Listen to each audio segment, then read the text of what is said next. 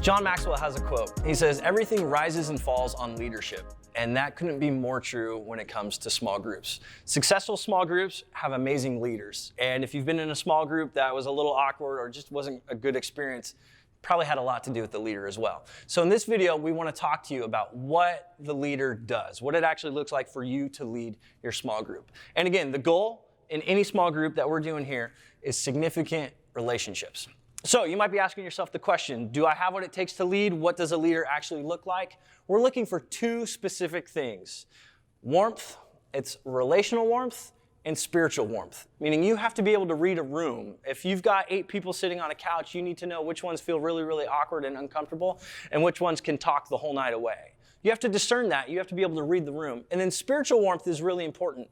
We don't need a Bible scholar. We don't need you to have the whole Bible memorized. We need you to have a growing relationship with Jesus. And I realize that there's a scale, there's a spectrum of what that looks like, and that's the idea.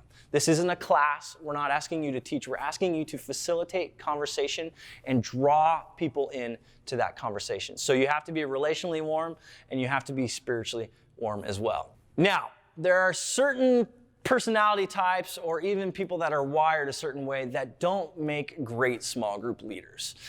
The first one is this: Bible scholars. Small groups are based on conversation, not teaching. But we also don't want theological pit bulls. These are the doctrine police. These are people that will go over every verse of the Bible and make sure everything is quoted exactly the right way. That shuts down conversation. You want someone who doesn't know anything about Jesus or the Bible to feel comfortable talking and sharing that they don't know anything about it. And the third type of person that doesn't make a small group leader is the single issue crusader.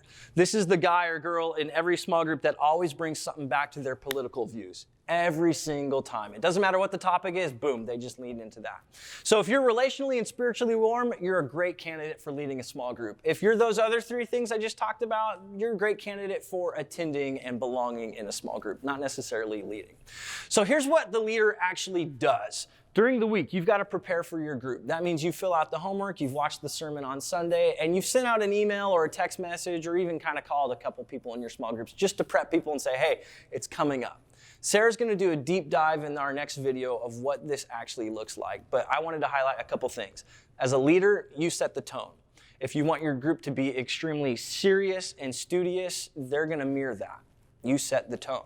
If you want it to be fun and joyful and people are cracking jokes and laughing and sharing stories, you as the leader, you set the tone in that. To help you set the tone as the leader, we've created a couple tools for you. The first one is the small group pact. It's basically an agreement that says, hey, what happens in group stays in group. None of this is going to get shared on social media. We're not going to go and gossip to our friends. Everything is going to stay here in the group. And our goal as the small group team here is for you to continue to lead throughout all of the small group sessions. And so at the end of these, we've created a leader eval packet that everyone in your group will fill out and you'll receive. Now, don't worry, we've just found over the years that people are very kind and they'll give some helpful suggestions. And as a leader, you really do want to get better as the sessions go on. So it's a wonderful tool to help.